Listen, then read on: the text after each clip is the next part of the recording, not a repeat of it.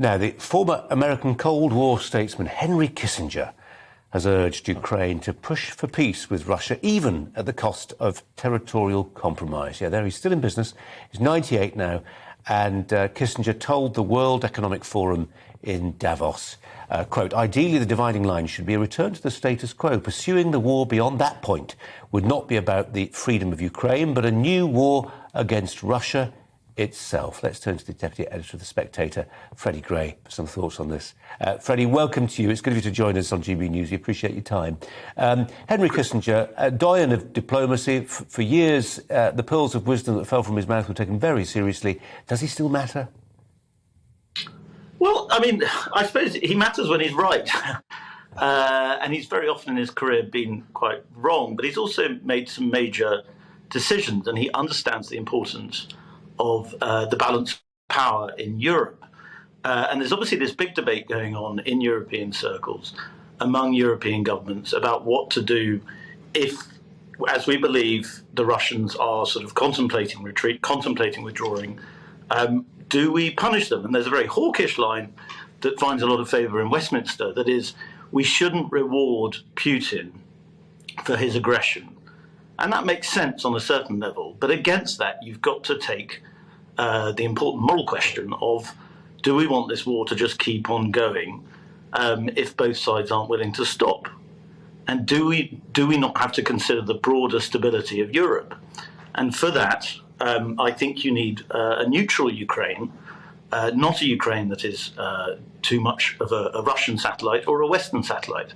And I think that's what Kissinger was getting at, and I think he made his point pretty well.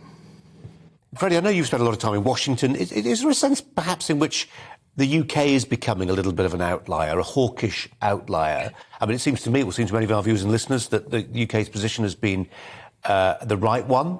It's been a moral position. It's been a practical position. But I just wonder whether on the Hill, in Brussels, in the chancelleries of continental Europe, perhaps the thinking's running in a different direction now. A little bit. I think certainly in Republican circles, the sort of foreign policy synergy that there was between London and Westminster, certainly between hawks, is disappearing a bit because the Republican Party is not as hawkish on Eastern Europe. A lot of people criticise that, say, sorry, my phone just fell down. A lot of people criticise it and say that's moving in an isolationist direction. Sorry, my back. You are, but you are back. It was just a very serious story, slight comic moment, which we enjoyed. But do carry on, Freddie. Well, I mean, a lot of people in Washington think that are moving in a more isolationist direction, and that may be unfortunate in many ways. However, I'm not sure Washington and London are together quite in the way some people in Westminster think they are. I think a lot of Brits are very proud of the fact that Britain has been the tip of the NATO spear, as it were, in supporting Ukraine.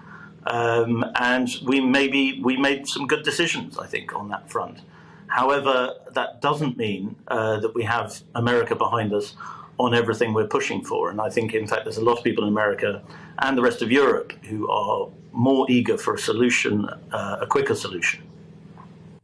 Freddie, good to talk to you. Really appreciate your time. Freddie Gray there from The Spectator.